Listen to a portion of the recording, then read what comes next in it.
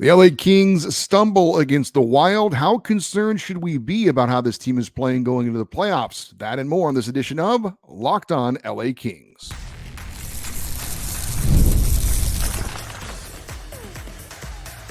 You are Locked On Kings, your daily podcast on the Los Angeles Kings, part of the Locked On Podcast Network, your team every day. Hey, Kings fans, welcome to Locked On LA Kings, part of the Locked On Podcast Network, your team every day. Thanks for making Locked On LA Kings your first listen every day. We are free and available wherever you get your podcasts. We'd love you to leave us a positive comment on Apple Podcasts if you're a fan of the show. And we're also on YouTube. Please like and subscribe if you're enjoying this content. I'm Eddie Garcia, your host of Locked On LA Kings. I've worked in sports media for the past 30 years, 20 plus years at the Fox Sports Radio Network. I'm also co-host of the Puck Podcast, a weekly NHL review show that's been putting out content for the past 17 years, and a passionate LA Kings fan for over 30 years. Today's episode is brought to you by FanDuel. Make every moment more. Right now, new customers get $150 in bonus bets guaranteed. That's $150 win or lose. Visit FanDuel.com/lockedon to get started. While the LA Kings played their second to last game of the regular season, looking to remain in third place in the Pacific Division, Kings are riding an 8-game home winning streak as they face the Minnesota Wild, a team that had already been eliminated from postseason play. There was some good news with the Kings going into this game, and that was the return of Captain Anze Kopitar after missing the previous game with an undisclosed minor injury. As for the game lineup with Kopitar back in, the Kings return to that 12-6 setup, 12 forwards and 6 defensemen. I talked about on yesterday's show that if Kopitar returned, where would PL Dubois be in the lineup? Well, head coach Jim Hiller decided to put PLD back on the fourth line, centering Alex Laferriere and Akil Thomas. That meant the third line would be centered by Blake Lizotte with Kevin Fiala and Trevor Moore. Cam Talbot, as expected, was in net. As for the game, if you missed it, here's a quick recap, and I'll make it as quick as possible. The Wild would get things going in the first period with a power play goal, and they made it 1-0. That was the only goal of the opening period. Second period, Minnesota scores again to make it 2-0. Wild would then extend that lead in the third period with a goal to make it 3-0, and that was pretty much the game. The Kings would spoil the shutout. Blake Lizotte scoring his 7th of the season, with Kevin Fiala and Cam Talbot, the goaltender, getting an assist. Kings lose 3-1 and see its 8-game home ice winning streak come to an end. Cam Talbot took the loss, allowing 3 goals on 28 shots. The Kings no longer control their own fate head-to-head against the Vegas Golden Knights as far as who will finish in third place in the Pacific Division. If the Kings had won out, they would finish in third. Now they need the Vegas Golden Knights to help them out by losing a game. So we're still trying to figure out who the Kings are going to play in the first round of the playoffs. As for the game stats against Minnesota, again, Kings lose 3-1. Shots on goal favored Minnesota 28-24. Power play, Kings are 0 for 4, while Minnesota went 1 for 3. Faceoffs favored the Wild 28-22. Block shots favored Minnesota 16-14. The Kings had 18 hits to Minnesota's 11. One word to describe the loss to the Wild. I try to mix these up. I don't think I've repeated this, but if I have, I apologize. But my word is uninspired. The definition of uninspired: lacking in inspiration or originality, not creative or spirited. Now, you may have heard me say this a billion times. I've worked in sports media for over 30 years. And because of that, I do know, believe it or not, that professional athletes in any sport don't necessarily know as much as we know. And I'm not talking about necessarily media people. I'm talking about us, fans. It's pretty common for hardcore fans of a team to know more than the actual team as far as circumstances, things going on around the league, other players in the league. Most players don't really watch other games. They don't really listen to podcasts or read a lot of blogs. They're pretty locked into what they do. And, you know, whether it's just because they're focused on their job or frankly because, you know, they don't really care what else is going on with, I don't know, the New York Rangers.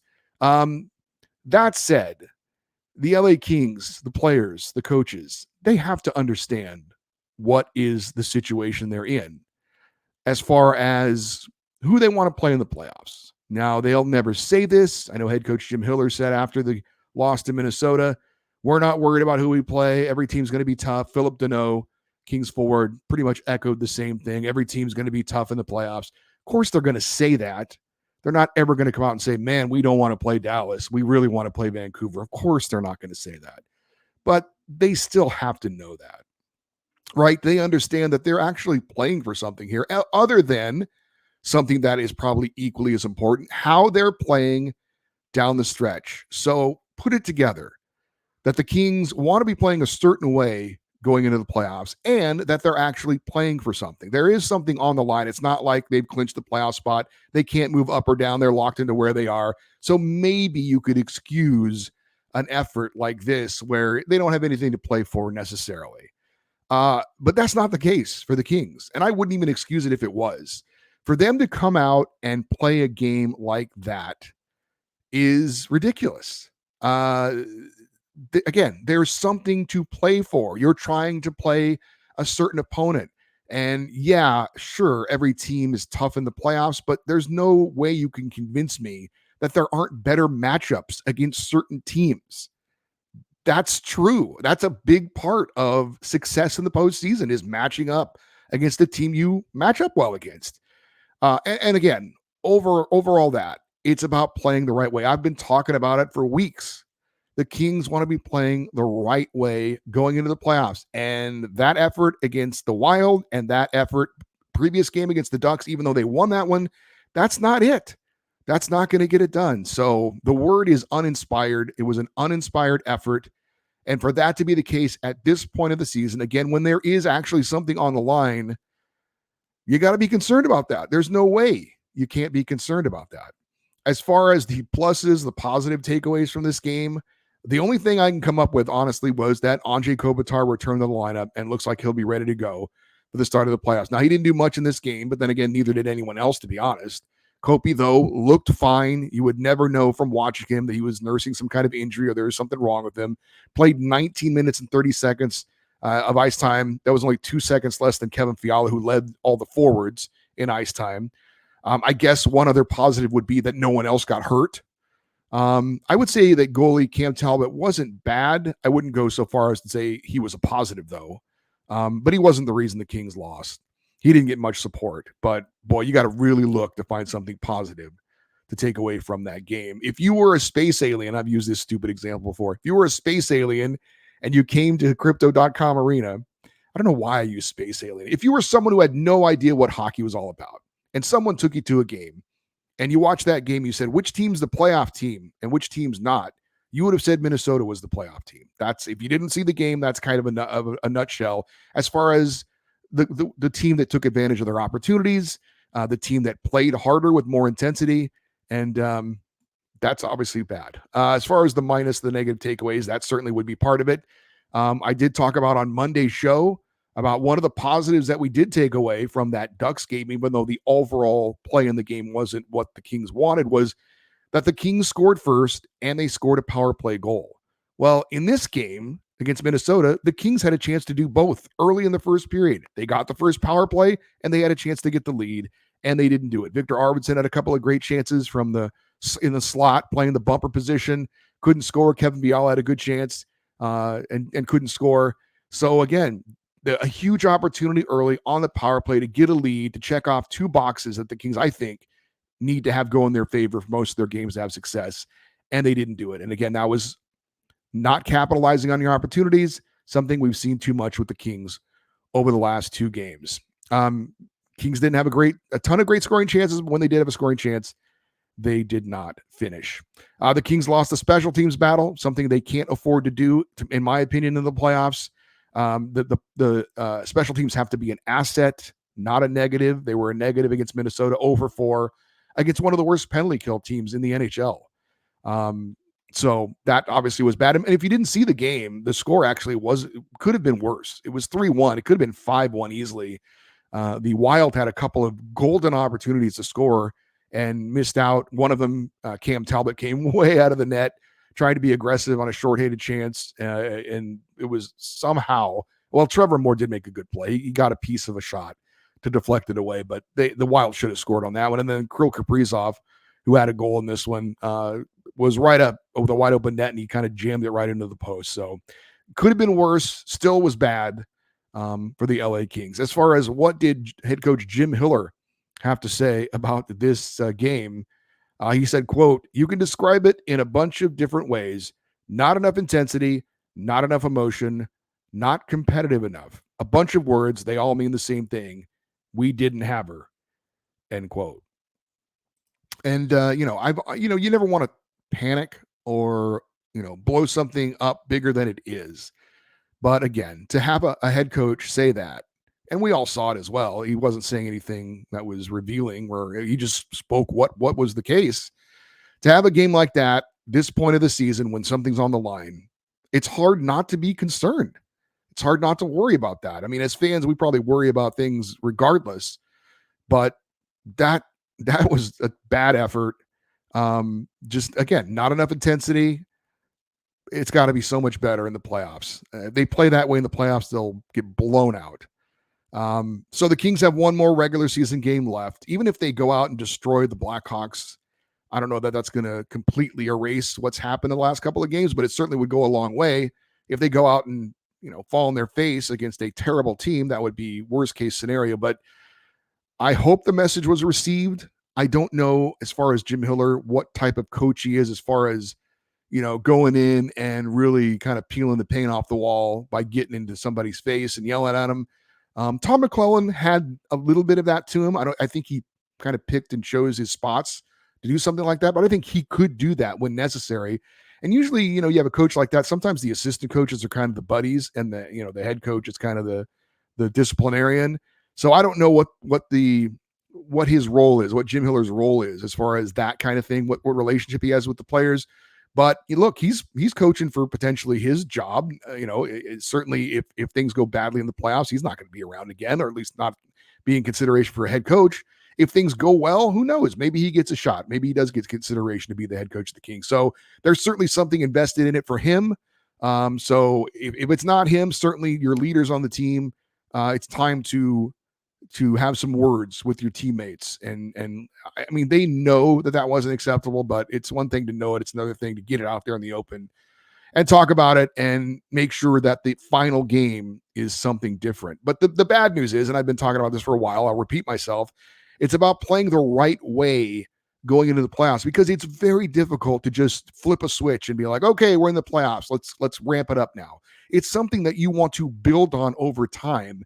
And that really hasn't been the case for the Kings. Their last 10 games, they're 5-5, and 7 of those games are against teams that are not going to be in the playoffs. All right, so the season is winding down in the NHL, but for hockey leagues all over the world and North America, we're going to check in on how some Kings recent draft picks are doing as far as this hockey season. That's next here on Locked On LA Kings, your team every day.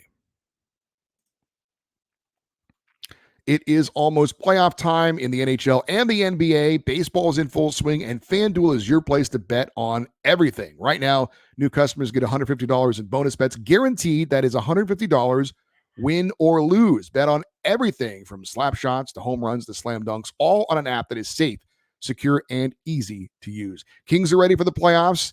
Lakers and Clippers are both going to be in the postseason too. Matter of fact, the Lakers are playing in the play-in, which starts tonight. They got a couple of guaranteed games going into it. The Dodgers and Angels both getting their seasons underway as well. Lots of great stuff going on in the sports world. You need to be a part of it. What are you waiting for? Visit FanDuel.com/lockedon and make your first bet an automatic win. That's FanDuel, America's #1 sportsbook.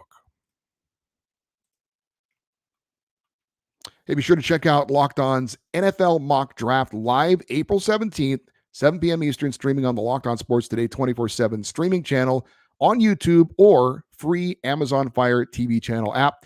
Find the ultimate 6-episode series on April 17th at 7 p.m. Eastern to hear who the local Locked On experts are picking for every NHL franchise, or NFL franchise, I should say, with live reactions from local college football experts, and even fantasy football is covered as well. That's Locked On's Mock NFL Draft, April 17th, 7 p.m. Eastern, streaming live on Locked On Sports Today's 24/7 streaming channel on YouTube or the free Amazon Fire TV channel apps. So we've done this a couple of times this year, and I thought, considering that the Kings have one game left, obviously seasons are wrapping up, regular seasons are wrapping up all across different leagues across North America, Canada, and Europe. and playoffs are getting underway in other leagues as well. So I thought it would be a good time to check in on some of the Kings' recent draft picks over the last 5 years. Where are they playing? How are they playing this season? And so it's something I think that if you want to know about the future of potential LA Kings, that it's something you might be interested in. So we're going to start with the most recent draft class for the LA Kings. Of course, that was in 2023. And the Kings' top choice was defenseman Jakub Dvorak. He was a second-round pick.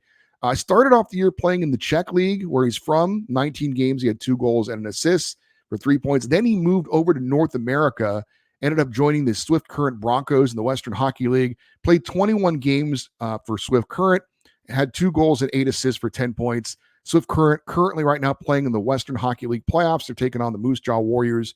And so Jakub Dvorak getting a taste of North American hockey, now playoff hockey. So he's still currently playing right now in the WHL playoffs.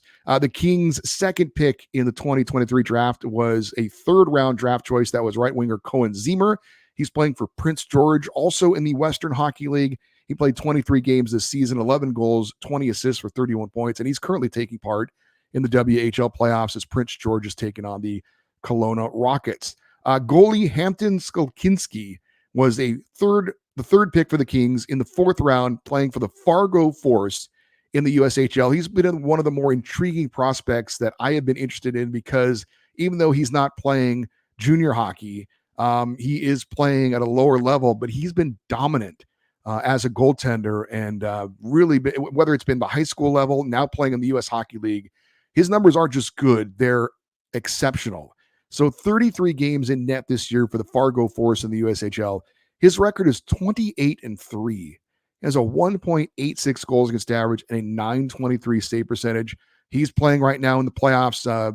Fargo gets a first-round bye, so they're awaiting the winner of a first-round series so they can get their playoffs started. But Hampton Skolinski, he led the league in wins. He led the league in goals against. He led the league in save percentage. It would be a stunning upset if he's not named the goaltender of the year in the U.S. Hockey League. So that is a name to keep an eye on, keep an ear out for as we go forward. Hampton Skolkinski for the Fargo Force, a goaltender who was a pick for the Kings this past year in the 4th round. We also had defenseman Matthew Mania, a name that's easy to remember. He was taken in the 5th round. He has played 45 games for the Sudbury Wolves in the Ontario Hockey League. He was coming off shoulder surgery, so his season was delayed. But in 45 games, 4 goals and 19 assists for 23 points, and he's in the OHL playoffs right now as Sudbury takes on Brampton. And then we had Ryan Comrie. He was taken in the 6th round, the final pick this past year in the draft for the Kings, a right winger. He played for the University of New Hampshire.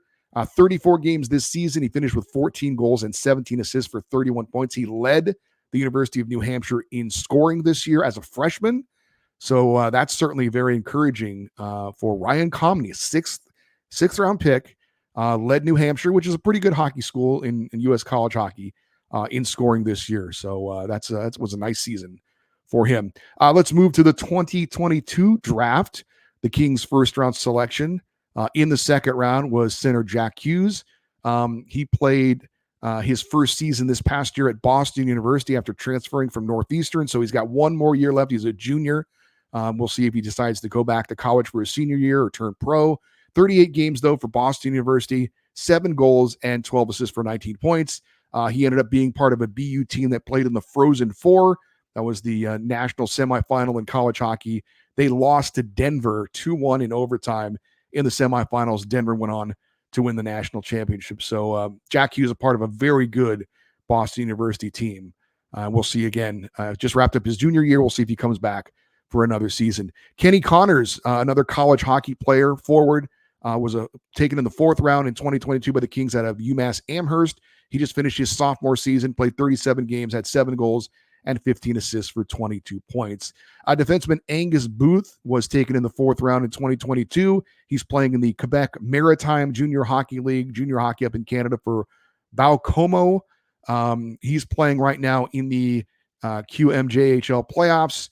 On the season, 30 games, 1 goal, 12 assists for 13 points. Defenseman Otto Stalin, it was a 5th round pick in 2022. Played for 3 different teams this year. I don't know if that's reason for concern or not. Started off with HIFK Helsinki, then moved over to TPS Turku, 44 games, 3 goals, 9 assists for 12 points for Otto Selin. Forward Jared Wright, 6th round pick for the Kings, University of Denver. They won the national championship in college hockey. He played 44 games, had 10 goals, 15 assists for 25 points, and he had one of the goals, I guess the game-winning goal, in the national championship game over Boston College. He scored the first goal, and Denver won the game 2-0. Excuse me. So Jared Wright, another college hockey player that looks like he may have a bright future going forward in professional hockey, part of a national championship team at the University of Denver. So congrats to Jared Wright on being a national champion in college hockey. Defenseman Jack Sparks was a 6th round pick for the Kings in 2022. He's playing in the USHL for the Muskegon Lumberjacks. He then moved over to another team, the Chilliwack Chiefs, in the British Columbia Hockey League. So taking a bit of a step down, I believe, playing in the BCHL. 44 games, 3 goals, 9 assists, 12 points, and the Chilliwack Chiefs are playing in the BCHL playoffs right now. And Caleb Lawrence was a 7th round pick for the Kings in 2022. He's playing, well, he played for a couple of different OHL teams this year. Started off with the Ottawa 67s, now playing for the London Knights.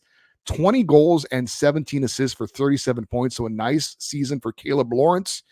He's currently in the OHL playoffs for London, playing against the Kitchener Rangers. And he's got 5 goals and 3 assists in 6 playoff games so far. So 8 points in 6 playoff games for Caleb Lawrence. As the Kings, on some of their later round draft picks recently, have gotten a couple of maybe diamonds in the rough. So Caleb Lawrence, another guy to keep an eye and an ear out for. Their last pick in the 2022 draft. 2021 draft, going to be some more familiar names for you. Brant Clark, of course, taken in the first round, playing this year 47 games for the Ontario Reign. Finished with 9 goals and 33 assists. Actually, the season not over for Ontario. They got 3 more games coming up. 42 points, though, for Brant Clark in the AHL this year. That's 8th amongst defensemen in the AHL, and he's played about 20 games less than a lot of the other defensemen that he would be going up against. So a fine season in the AHL for Brant Clark this season. Francesco Pinelli was a 2nd-round pick of the Kings in 2021. He's played 64 games for Ontario, 11 goals, 7 assists for 18 points. Samuel Helenius, also a 2nd-round pick in 2021, also playing for the Ontario Reign this season, 66 games. He's got 8 goals, 10 assists for 18 points. And the final pick in the 2021 draft was in the 3rd round, defenseman Kirill Kirsanov. He's playing over in the KHL, 22 games this year, 2 goals, 2 assists for 4 points. As far as the 2020 NHL draft, Quentin Byfield, of course, was the 1st-round pick for the Kings. 79 games for the Kings this year for Quentin. 19 goals, 34 assists, 53 points, all career highs. He has cooled off a bit of late, but still a great, great season for Quentin Byfield. The 3rd-round pick in 2020 was Kasper Simon-Taival, forward out of Finland. 56 games playing for Kalpa over in Finland. He's got 17 goals and 16 assists for 33 points. Then you've got Alex Laferriere, 3rd-round pick in 2020. He's played 80 games for the Kings this season, 12 goals, 11 assists for 23 points.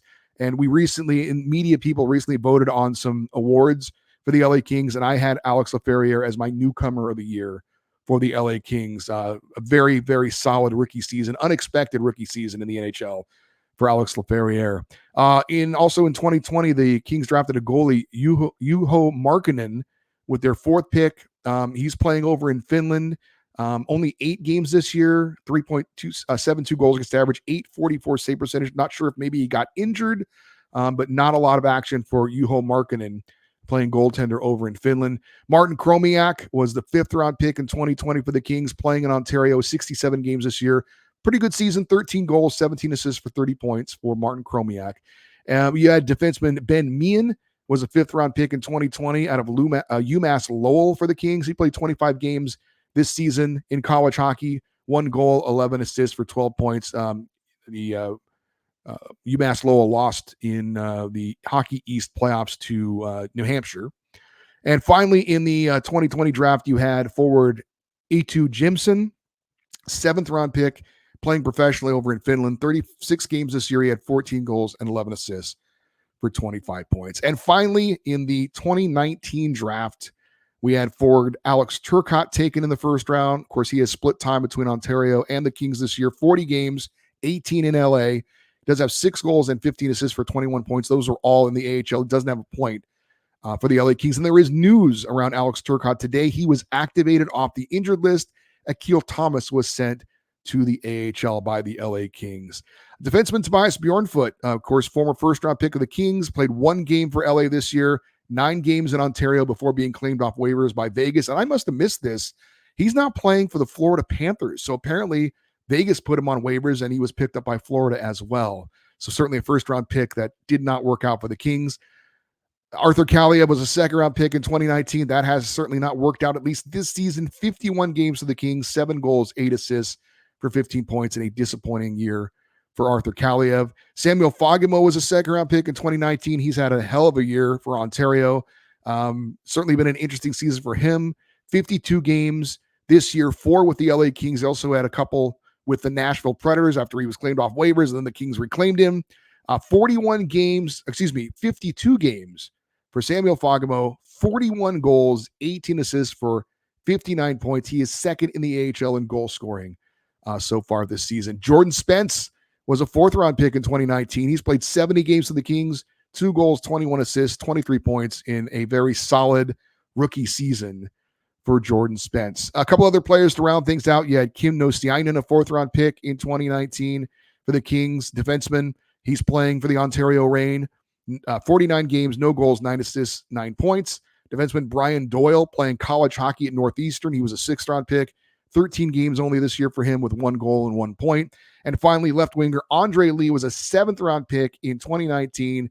Started the year hurt, but came on late for the Ontario Reign. 33 games this year, 8 goals, 4 assists for 12 points. So I did want to check in again on some of these players. We'll do this again in the offseason to let you know how some of these guys did in the playoffs, but wanted to get you updated on some of the Kings players that have been drafted over the last 5 years and where they are currently in their careers. And you can kind of see for some of them how long it does take to kind of make an impact at the NHL level. Probably 3 seasons at least after you're drafted, sometimes 4 or 5 before you finally get a chance to make an impact potentially at the NHL level. All right, we're going to wrap it up with where the Kings are in the current standings in the playoff race. That's next year on Locked On LA Kings, your team every day.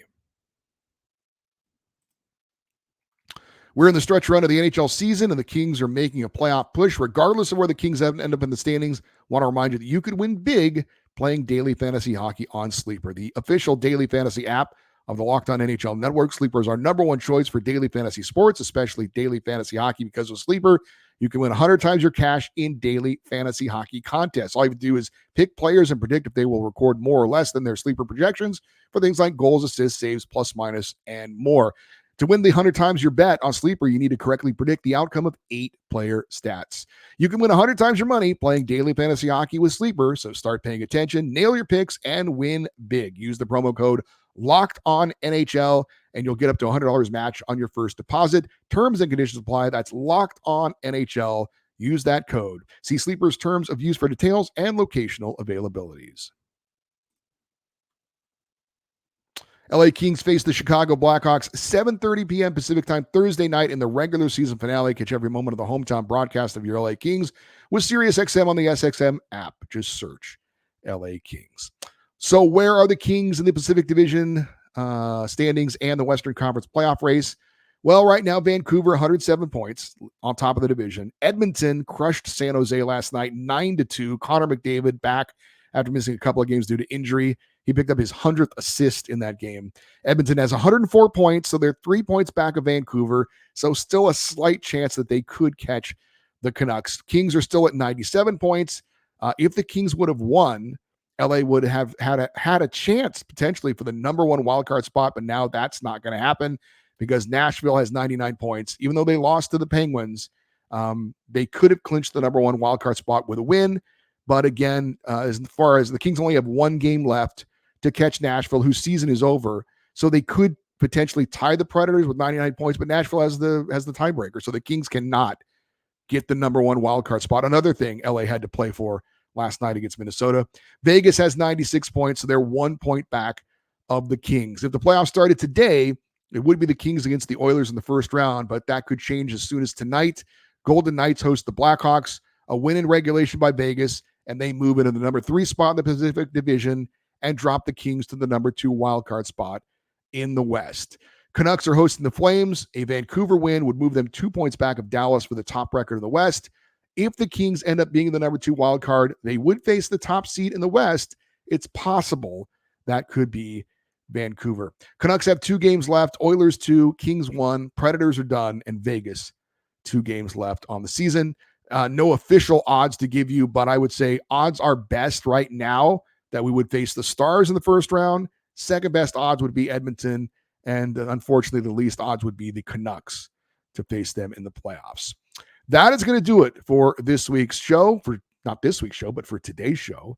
For you everydayers, those of you that listen and watch Locked On LA Kings every day, coming up on Wednesday, we are going to be joined by Kings analyst and former player Daryl Evans to talk about the LA Kings, how they're playing right now and looking ahead to the playoffs and look back on the season as well.